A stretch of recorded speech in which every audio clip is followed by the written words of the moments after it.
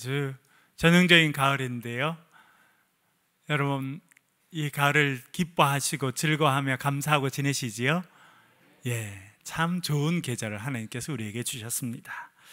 오늘은 감사의 제사, 천국의 잔치, 감사의 제사, 천국의 잔치, 그런 제목으로 같이 말씀을 나누도록 하겠습니다.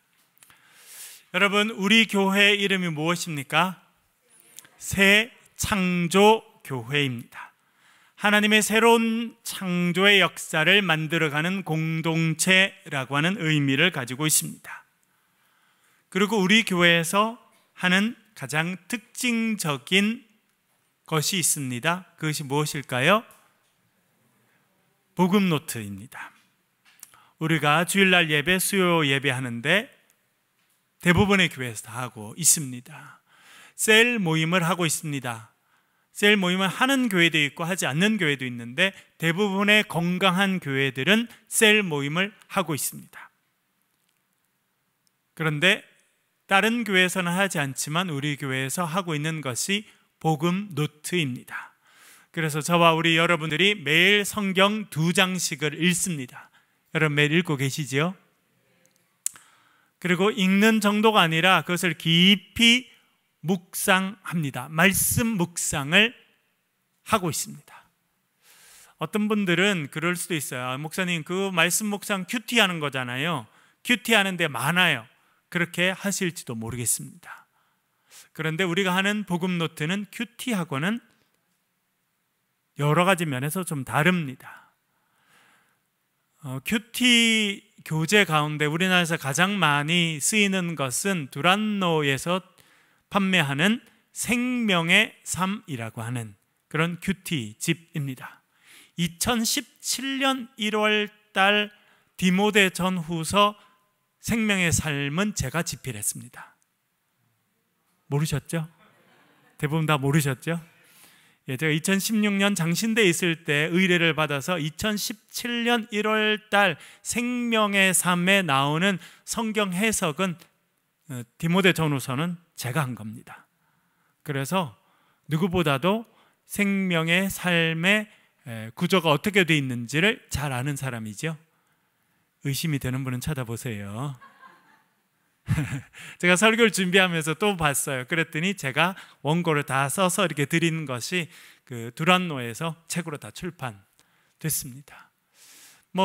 그런 대표적인 큐티 집인 생명의 삶을 해보신 분은 성경 본문에 나와 있고 거기에 본문에 대한 해석, 그러니까 저 같은 성경 전문가들이 그것을 쭉 해석해 놓은 게 쓰여져 있고 공동 기도 제목도 있습니다. 그래서 많은 분들이 본문 읽고 그런 성경 본문 해석을 쭉 이렇게 참고하고 기도하는 것으로 큐티를 합니다. 그리고 나의 결단을 몇 줄 쓰는 정도로 하는 것이 큐티입니다. 네, 마이크가 나와요? 네, 잘 안 예, 마이크 들리시나요? 마이크가 갑자기 안 나오네. 예, 잘 들리시죠? 예, 너무 긴장하실 필요는 없어요. 제가 대신 긴장했거든요. 예, 그래서 그렇게 하는 거예요. 근데 우리 이 복음 노트는요, 매일 2장씩 성경을 상당히 많이 읽고 또 가장 특징적인 것은 성경을 읽으면서 내가 묵상할 본문을 내가 선택하는 거예요. 그리고 물론 제가 음성으로 우리 복음 노트를 해서 올려드립니다만 그것을 듣고 하시는 분도 계시지만 많은 분들 듣지 않고 정말 내가 기도하면서 나에게 주신 하나님의 말씀을 내가 듣고 그것을 3가지 질문에 따라, 그렇죠? 예, 하나님은 어떤 분이시며 어떤 구원의 역사를 행하십니까? 그 마음을 갖고 성경을 실제로 읽고 그 성경 내용을 관찰해서 적는 거예요. 그리고 2번째, 나에게 주신 하나님의 말씀은 무엇입니까? 해서 내가 성경을 읽고 묵상하면서 나에게 주신 말씀이 이 말씀이구나 하고 적는 것은요, 큐티보다 한 차원 더 높은 차원이에요. 지난 주간에도 제가 해외에서 오신 선교사님들 몇 분이랑 같이 식사를 하게 됐습니다. 지난주에 교단 총회가 있어서 해외에서 오신 선교사님들이 계셔서 여러분들 제가 만날 때가 있었는데 이것을 말씀을 드렸어요. 우리 교회에서 이렇게 영성훈련을 하고 있습니다. 우리가 지난 2년 반 동안 해보면서 저도 그렇고 우리 교인들이 말씀의 풍성함을 누리고 있습니다. 제가 말씀을 드리고 우리 만든 책도 드리고 또 출판했던 책도 드렸어요. 많은 분들이 앞으로 그것을 우리가 영성훈련 프로그램으로 사용하면 좋겠다 이야기를 하셨어요. 선교사님들 해외에 많이 계신데 특별히 이제 교회들이 여러분 아프리카 같은 데는요 우리나라 70년대 80년대 같아요. 그러니까 교회를 세우면 교회가 폭발적으로 성장하는 역사가 있습니다. 문제는 뭐냐면 준비된 목회자들이 별로 없다는 거예요. 그래서 예전에 우리가 그랬듯이 목회자들 헌신하는 분을 모셔서 6개월, 1년, 1, 2년 이렇게 교육하고 현장에 내보내는데 계속 교육이 안 돼요. 이게 큰 위기. 그래서 그분들을 영성훈련을 하고 이런 게 중요한 게 필요한데 제가 이런 걸 말씀드렸더니 너무 좋다는 거예요.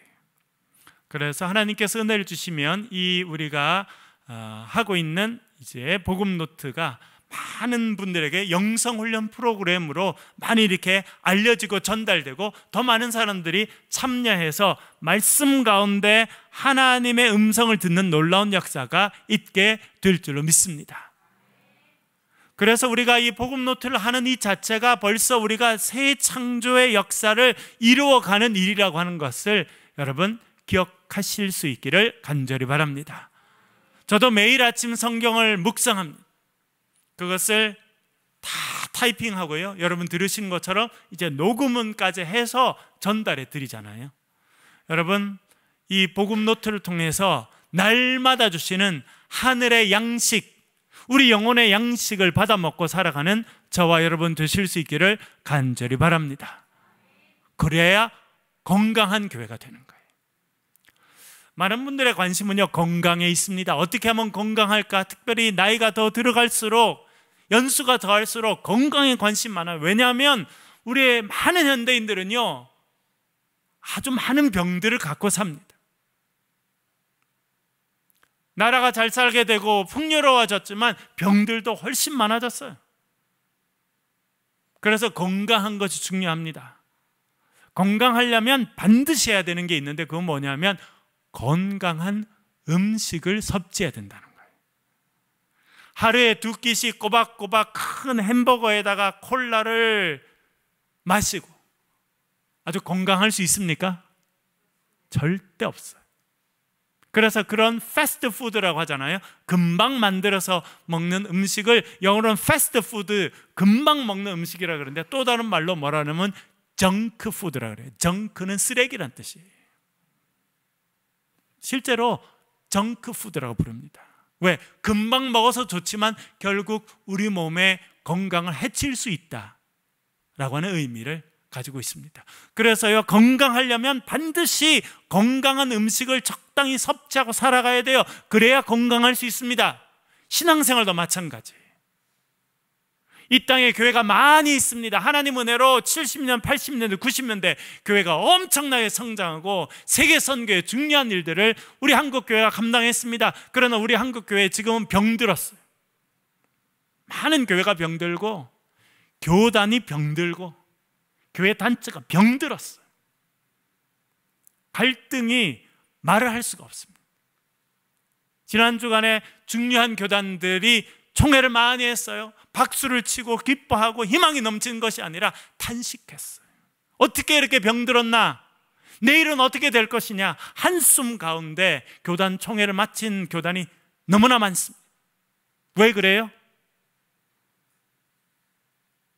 건강한 음식을 먹지 않아 병들어가는 것과 마찬가지. 사람들이 많아지고 건물은 커지고 화려한 프로그램은 많아졌지만 정말 하나님의 생명의 말씀을 날마다 묵상하고 사모하고 그 말씀을 먹고 살아가는 사람들이 점점 적어지기 때문에 그렇습니다. 여러분, 우리 교회는요 큰 건물을 갖는 교회를 추구하는 게 아닙니다. 사회적으로 저명한 사람들이 많아가지고 야, 그 교회 뭐 훌륭한 사람 많대더라, 유명한 사람 많대더라, 부자만, 그런 교회 만들라는 거 아니에요. 하나님이 기뻐하시는 건강한 공동체를 만드는 것이 하나님께서 저와 여러분에게 주신 사명인 줄로 믿습니다. 하나님께서 이 시대에 그런 교회를 찾으세요. 건강한 공동체, 성령의 공동체, 날마다 하나님의 말씀을 먹고 하나님 말씀 가운데 하나님의 뜻을 깨닫고 그 하나님의 뜻에 순종하는 건강한 공동체가 이 시대를 새롭게 할 줄로 믿습니다. 그것을 우리가 매일 훈련하는 거예요. 이렇게 또 복음 노트를 하면서 참 좋은 것은 성경을 처음부터 끝까지 다 읽고 묵상한다는 거잖아요. 그래서 최근에 우리가 다시 창세기를 읽고 묵상하고 또 출애굽기를 읽고 묵상하고 지금 이제 레위기를 읽고 묵상하고 있습니다. 아유, 얼마나 재밌는지 몰라요. 그렇죠, 여러분?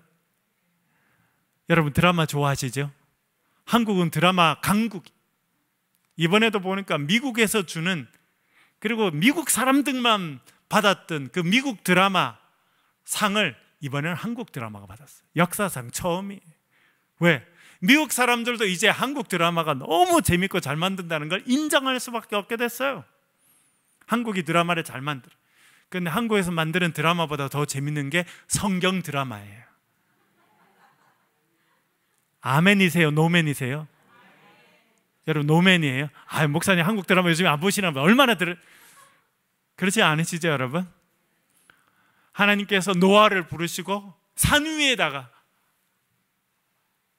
방주를 만들게 하시고, 아브라함을 부르시고 야곱을 불러서, 여러분 야곱도 보면 얼마나 드라마예요. 형 속이고 아버지 속이고 갔더니 자기를 속이는 삼촌을 또 만나게 되잖아요. 요셉 이야기는 정말 우리 인생을 해석하게 하는 드라마예요. 우리 인생에 왜 이렇게 고민이 많나, 아픔이 많나, 왜 이렇게 힘든 일이 많나, 내 삶은 하나님이 돌보시지 않느냐 생각하는 순간이 많은 것이 우리의 삶인데, 여러분 요셉을 보면요, 하나님께서 우리를 너무나 구체적인 방식으로 구원의 길로, 영광의 길로 인도해 가시는 줄로 믿습니다. 그걸 우리가 깨닫는 거예요. 그래서 위로를 받게 되는 겁니다. 하나님 말씀 가운데 새 힘을 얻게 되는 거예요. 또 출애굽기 보니까 더 드라마예요. 그렇죠? 모세를 부르시는 장면도 그렇지만 이제 10가지 재앙 보세요. 지팡이를 탁 들어가지고 나일강을 탁 때렸더니 어떻게 됐어요? 나일강이 뭐로 바뀌었습니까? 쫙 피로 바뀌어갔잖아요. 하늘에 막 우박이 떨어지죠. 멀쩡했던 해가 빛을 잃고 탁 사라지는 일들도 생기고, 심지어 거대한 바다가 쫙 열리는 그런 정말 드라마가 펼쳐집니다. 구원의 드라마가 펼쳐지는 거예요. 여러분 우리의 삶에도 하나님께서 구원의 드라마를 이루어 주실 줄로 믿습니다. 우리 교회를 통해서 놀라운 하나님의 구원의 역사가 이 땅 가운데 이루어지게 될 줄로 믿습니다. 그거를 기대하고 살아가는 거예요. 그러면 오늘보다 내일이 더 기대가 되는 거예요. 오늘보다 내일이 더 좋은 공동체, 거기가 희망 있는 공동체고 그것이 건강한 공동체가 되는 것입니다. 출애굽기의 정점에는 뭐가 있냐면 시내산이 있습니다. 광야를 이스라엘 백성들이 나와서 이제 하나님의 산 시내산에 이르게 됩니다. 거기서 십계명을 받게 되고 하나님의 백성으로 다시 언약을 맺게 돼요. 그리고 이제 레위기에 오게 됩니다. 레위기는 2가지 중요한 주제를 말합니다. 첫 번째는 뭐냐면 어떻게 하나님을 예배할 것인가. 두 번째는요, 어떻게 하나님의 백성으로 살아갈 수 있을 것인가. 이 2가지 주제를 말하고 있어요. 여러분 우리가 출애굽기를 묵상하면서 또 제가 지난주에 예배 시간에 설교를 말씀드렸죠. 하나님께서 종살이하던 이스라엘 백성들을 애굽에서 나오게 하셨습니다. 건져주셨어요. 구원받게 하셨습니다. 그 출애굽의 목적이 뭐라고 말씀드렸습니까? 뭐 하는 백성이 되게 하기 위해서요? 예배하는 백성, 하나님을 예배하는 백성이 되기를 원하신다. 그것이 출애굽의 목적이에요. 여러분, 하나님께서 저와 여러분들도 지명하여 불러주신 줄로 믿습니다. 하나님의 백성 삼아주셨어요. 내가 너를 구속하였고 내가 너를 지명하여 불렀나니 너는 내 것이라 주님 말씀하셨습니다. 하나님께서 저와 여러분들도 지명하여 부르셨기 때문에 이 자리에 예배드리고 있는 것입니다. 그 목적이 무엇입니까? 어떤 백성이 되라는 겁니까? 예배하는 백성이 되라는 거예요. 그래서 주일 예배가 가장 중요합니다. 여러분, 주일날 이 예배 시간을 놓치시면 안 돼요. 반드시 예배 자리에 계셔야 돼요. 예배당에 나와서 계시기도 하고 오늘 많은 분들이 온라인으로 참여하신 것처럼 여러분 예배에 참여하셔야 돼요. 특별히 주일 예배. 나는 예배 참여 안 해도 신앙생활 한다. 거짓말이에요. 절대 오랫동안 건강한 신앙생활 할 수 없습니다. 주일 예배 드리지 않는 사람은. 주일날 하나님이 우리가 예배 드릴 때 우리 가운데 임재하시는 줄을 믿습니다. 우리의 찬양을 받으시고 우리의 기도를 들으시고 앙상블과 우리 모두가 드리는 찬양을 하나님께서 흠양하시고 받아주시는 줄로 믿습니다. 그리고 하나님께서 예배하신 복을 이 예배를 통해서 내려주시는 거예요. 그래서 예배하는 가운데 하나님 오셔서 우리의 상한 육체, 병든 육체를 치료해 주실 줄로 믿습니다. 마음 상한 분이 있어요.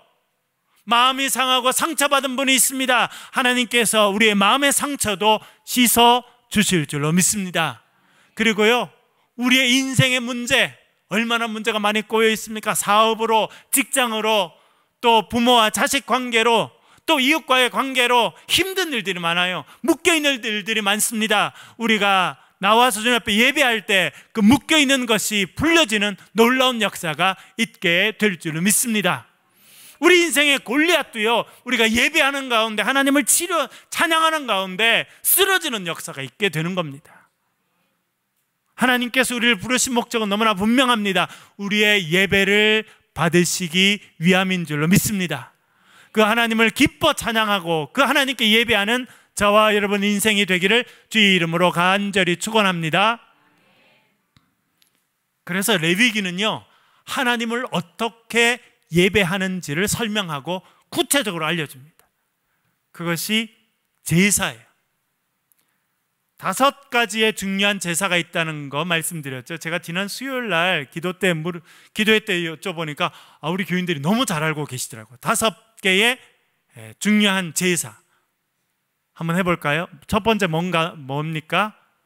번제. 두 번째는요, 소제. 세 번째는요, 화목제. 네 번째는요, 속죄제. 5번째는요, 속건제입니다. 네, 이름이 좀 비슷하긴 합니다만 번제, 소제, 화목제, 속죄제, 속건제, 이것이 5가지의 제사이고 이것을 통해 하나님께 영광 돌리게 했습니다. 이 5가지의 제사를 드리는 방식은 4가지가 있었습니다.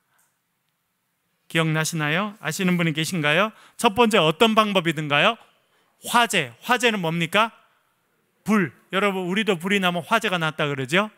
그건 화제, 밖의 제자입니다. 이거는 화제, 불로 태워드리는 제사예요. 두 번째 어떤 방법이 있습니까? 거제가 있어요. 제 고향이 거제도인데요, 거제도하고는 별로 상관없이 거제는 이렇게 제사장이 드린 예물을 높이 올려드리는 것으로 하나님께 올려드리는 걸 거제라 그럽니다. 세 번째 방법이 있습니다. 뭡니까? 그것은요, 요제. 요제는 제사장이 제물을 손에 들고 옆으로 흔들어요. 오른쪽 왼쪽으로 이렇게 흔드는 것으로 하나님께 올려드리는 것을 요제라 그랬습니다. 네 번째 방법이 있습니다. 그것이 무엇입니까? 전제는 부어서 드리는 거예요.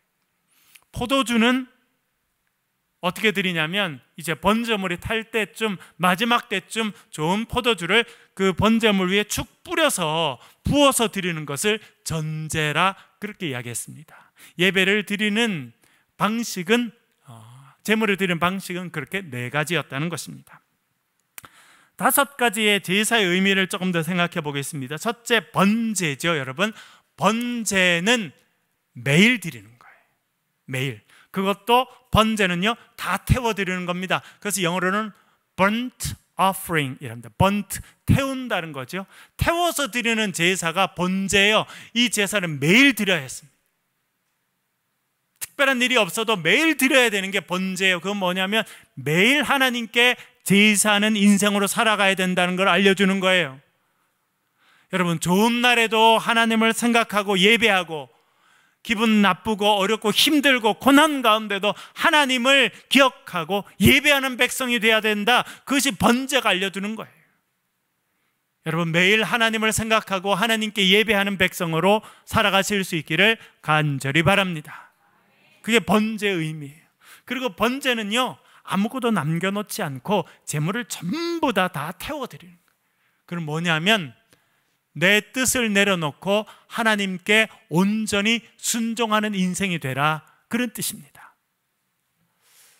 여러분, 개인적인 고민과 개인적인 꿈과 계획이 있으세요, 없으세요? 있으시죠. 당연히 있어야 합니다. 그런데 그것이 하나님의 뜻과 다르면 하나님의 뜻에 순종해야 돼요. 여러분, 자녀들 키워보시죠. 고집 피우는 애들이 있어요, 없어요? 있죠. 딱 그렇지는 않습니다만 아이가 예를 들어 한 7명 있어요. 누가 제일 고집 많이 피울까요? 7명이면? 네? 그건 잘 모르겠다고. 3명으로 줄여볼게요. 첫째, 둘째, 셋째. 누가 제일 고집 피울까요? 누가 셋째라 그랬어요? 누구는 또 둘째라 그러시고, 누구는 첫째라 그러시고. 자기가 첫째인 분은 셋째가 제일 말 안 듣는다 이렇게 생각하고, 셋째인 분은 첫째가 제일 말 안 듣는다 이렇게 생각하는데요. 우리의 생각이 있지만 고집 피우면 안 돼요. 부모님이 정확하게 알려주는데, 부모님 그거 싫어요, 저는 제 삶을 살아갈래요. 저도 그렇게 한 적이 있었거든요. 제가 대학 4학년 때 제 부모님께서 이렇게 이야기하셔서 제가 그랬어요. 저도 이제 다 컸거든요. 제가 원하는 대로 하겠습니다. 전화 끊었어요. 잘한 일이에요, 못한 일이에요? 제가 생각해 보니까 그렇게 하지 말았어야 된다는 생각을 수십 년 동안 계속했습니다. 때때로 내 생각이 달라도 네, 알겠습니다, 부모님 생각 자가 마음에 두고 기도하면서 더 생각해 보겠습니다, 그 정도 해야 되는데, 대학 4학년쯤 되면 머리가 컸다고 생각하거든요. 내가 좀 뭔가 안 돼서, 우리 부모님 대학도 못 나오시고 공부도 많이 못하시고 조그만 섬에 평생 사셨으니 내가 잘한다 생각하는 거예요. 그래서 제가 알아서 할게요 그랬어요. 그게 얼마나 잘못이었는지 나중에 시간이 지날수록 더 깨닫게 됩니다. 여러분, 번제는 뭐냐면 다 태워드려요.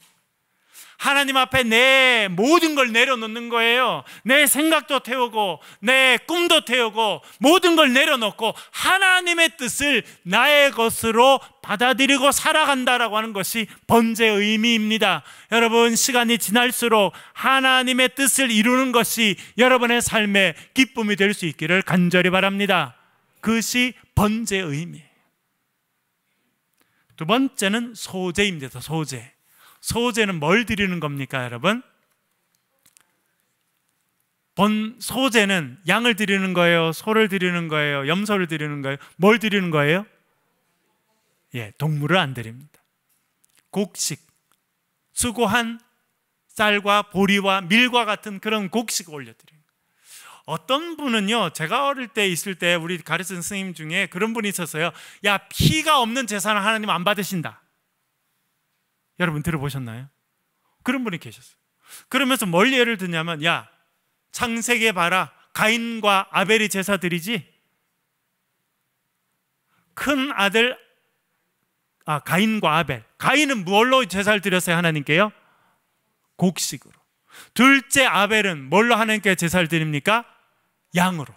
하나님께서 양으로 드린 둘째 아벨의 제사는 받으십니다. 곡식을 드린 첫째 가인의 제사는 안 받으십니다. 그래서 그분이 뭐라 그러냐면, 자 봐라, 하나님은 예수 그리스도의 피를 통해서 우리를 속죄하시는 분이기 때문에 처음부터 피가 없는 제사를 안 받으신 거야. 그래서 피가 있는 아벨의 제사만 받으셨어라고 가르쳤어요. 그때는 그런가 보다 생각했는데 성경을 자세히 보니까 그렇지 않더라고요. 하나님은 가인과 그의 제물을, 사실은 가인의 모습을 받지 않으신 거지 그의 제물을 받지 않으신 게 아닙니다. 좀 더 포커스는 가인에게 있는 거고 아벨에게 있는 거예요. 오늘 본문에도 보면 하나님께서는요, 곡식의 제사도 기뻐 받으시는 분이에요. 그래서 소제라는 것이 5개의 제사 가운데 있는 겁니다. 양을 드려도 받으시고, 우리가 농사지은 밀과 보리를 드려도 하나님 기뻐 받으시는 분이라는 거예요. 이 소제는 곡식을 드리는 거예요. 우리의 땀과 수고를 드리는 겁니다. 여러분, 동물 키우는 것도 참 힘들고 어렵지만 농사 짓는 거, 저 어릴 때 저희 부모님이 농사를 지으셔서 농사 짓는 거 쉽습니까? 어렵습니까? 여러분 모내기 해보셨어요? 저는 모내기 해봤거든요. 거머리 물려보셨어요? 예 하는 분도 있고, 거머리가 뭐야 이런 분도 있는데, 옛날에는 뭐 아무것도 없이 맨발로 들어가니까 나오면 거머리가 막 그런 때도 있었거든요. 힘들어요. 여름 내내 더위 가운데 해야죠. 태풍 오면 또 벼가 쓰러지면 또 그거 다 세워줘야 되죠. 지금쯤 이제 가을 거제를 하게 되는데 얼마나 수고와 땀이 많은지 모릅니다. 곡식을 기르는 거, 그걸 드리는 거예요. 우리의 헌신과 수고와 땀을 하나님께 감사로 드리는 것이 소제라는 것입니다. 여러분, 하나님을 위해서, 하나님 나라를 위해서 여러분들이 애쓰고 수고하고 땀을 흘릴 때 하나님께서 그 제사를 기뻐 받아 주시는 줄로 믿습니다. 그래서요, 여러분 그렇게 생각하시면 돼요. 하나님 나에게 주신 거 열심히 감당할 때, 열심히 사명을 감당할 때 하나님이 그걸 받으시는 거예요. 세 번째는 화목제입니다. 오늘은 이 부분을 좀 더 깊이 살펴보고 있는데요, 화목제를 드리는 이유는 크게 두 가지라고 말할 수 있습니다. 하나는 감사할 때 드리는 거예요. 여러분, 세일 모임 시작할 때 여러분 어떤 이야기 하세요? 어떤 이야기부터 시작하세요? 저도 매일 금요일 저녁마다 우리 셀 리더들과 모이는데 첫 번째 질문은 거예요. 어떤 감사한 일, 좋은 일 있었어요? 하고 감사부터 나눠요. 엄청 중요합니다. 교회 모임은요, 여러분들이 셀 모임으로 모이시던데 반드시 그렇게 하시고, 딴 모임도 마찬가지예요. 정치 이야기 시작하고 힘든 일 절대 그렇게 하시면 안 돼요. 하나님 기뻐하시지 않아요. 뭘 하느냐? 어떤 좋은 일, 감사한 일이 있었어요. 네, 저는 이런 감사한 일이 있었어요. 이런 좋은 일이 있었어요. 그것이요, 하나님께 화목제, 감사의 제사를 우리 입술로 올려드리는 거예요. 하나님께서 그 모임을 축복해 주시는 줄로 믿습니다. 감사로 인해서 드리는 제사가 화목제예요. 두 번째 이유는요, 서원제라고 해서 서원을 했을 때, 하나님 앞에 약속했을 때 그 약속한 것, 서원한 것을 다 이루어서 갚을 때 올려드리는 제사가 화목제였어요. 사무엘의 어머니 한나가 아기가 없어서 하나님께 기도합니다. 하나님, 저에게 아들을 주세요. 그러면 그 아들을 바칠게요. 하나님께서 기도를 들으시고 사무엘을 주셨습니다. 사무엘을 젖먹여서 키웠어요. 이제는 혼자 힘으로 밥도 먹고 걷게 되고 뛰게 되니까 이제 그를 약속한 대로 하나님의 성전에 바칩니다. 그럴 때 그의 약속, 서원한 것을 이루는 의미에서 소와 양을 가져가서 화목제물을 드리게 됩니다. 그처럼 서원한 것을 갚을 때 화목제를 드리게 됩니다. 근데 조금 더 중요한 것은요, 감사의 제물로 드리는 거예요. 감사의 이유로. 12절 13절 한번 읽어보겠습니다. 12절 13절 화면을 보면서 크게 같이 읽어볼게요. 시작. 기름 섞은 무교병과 기름 바른 무교전병과 고운 가루에 기름 섞어 구운 과자를 그 감사 제물과 함께 드리고, 또 유교병을 화목제의 감사 제물과 함께 그 예물로 드리되. 아멘.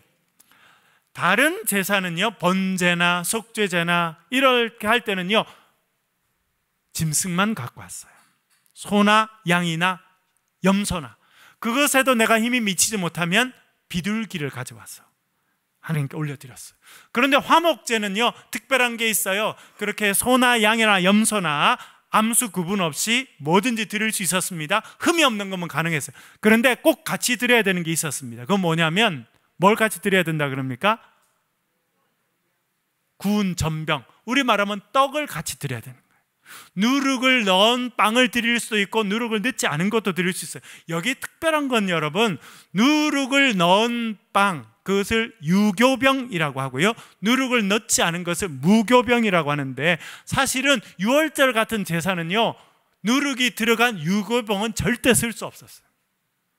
누룩을 안 넣은 무교병만 드리고 무교병만 먹을 수 있었습니다. 그런데 화목제는요, 예외예요. 누룩을 넣은 빵도 드리게 했어요. 그리고 뭘 또 드리겠냐면, 디저트로 먹을 수 있는 과자, 달짝지근하게 구운 과자도 함께 드리도록 했습니다. 그 같이 드려야 됐어요. 왜 그럴까요? 아주 중요한 의미가 있습니다.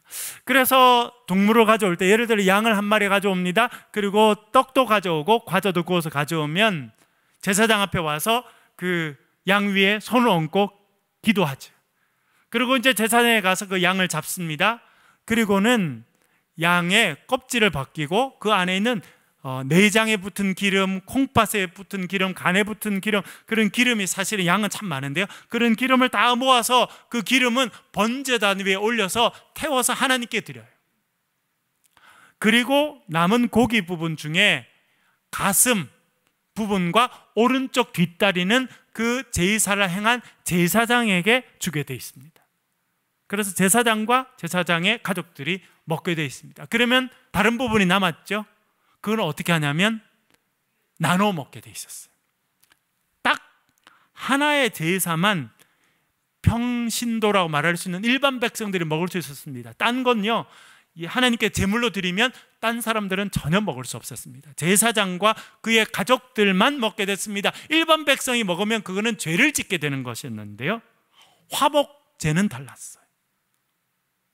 화목제로 드린 것은 제사장이, 아까 기름 부분은 태워서 드립니다만, 다른 거, 떡으로 드린 거, 과자로 드린 것은 손에 들고 들어 올리는 거제로 하나님께 올려드립니다. 그리고 그 나머지는요, 다 나눠 먹었어요. 그런데 나눠 먹을 때 조건이 있었습니다. 15절 읽어볼게요. 15절 말씀 한번 읽겠습니다. 시작. 드리는 화목제물의 고기는 드리는 그날에 먹을 것이요 조금이라도 이튿날 아침까지 두지 말 것이니라. 아멘. 예를 들어 어떤 사람이 송아지를 바쳤어요. 그런데 언제까지 먹어야 돼요? 오늘 밤까지. 10명이 모였어요. 송아지 한 마리 다 먹을 수 있나요? 옛날에 저희들 시골에는요, 이렇게 시골 사람 분들이 모여서 소를 잡았거든요. 여러분 안 보셨죠? 저는 어릴 때 많이 보고 살았어요. 그렇게 하면 온 동네 사람들이 다 오는 거예요. 그날 그 다음 날까지 고기를 남겨주지 말라는 것은 뭐냐면, 사람들을 초청하라는 겁니다. 이웃을 초청하라는 것이고, 특별히 가난하고 힘든 사람들을 초청해서요, 그걸 다 나누라는 거예요. 이게 화목제의 진정한 의미입니다. 화목제는요, 하나님께 감사를 올려드리는 거예요. 그걸로 끝나는 것이 아니라 이제 그 고기를 삶고 굽고 그리고 준비한 떡과 과자를 다 나눠서요, 이 가난한 사람들, 이웃에 있는 사람들과 같이 나눠 먹으라는 거예요. 얼마나 중요한지 모릅니다. 여러분, 여기에 대단히 중요한 영적인 의미가 들어있습니다. 그것은 무엇이냐면, 우리의 삶에 감사한 일이 있을 때 누구에게 먼저, 어느 분께 먼저 감사를 올려드리라는 거예요? 하나님께 감사를 올려드리는 거예요. 근데 그것이 끝이 아니에요. 감사로 드린 것은 반드시 누구와 함께 나누라? 이웃걸과 나누라는 거예요. 이걸 제가 생각해 보니까요, 축복의 통로가 되라는 뜻이구나 하는 걸 알게 됐어요. 보세요, 여러분. 어떤 사람이 감사의 제물로 양을 드렸습니다. 그래서 제사를 드린 후에 이웃 사람들 다 불러서 양을 나눠줘요. 그렇죠?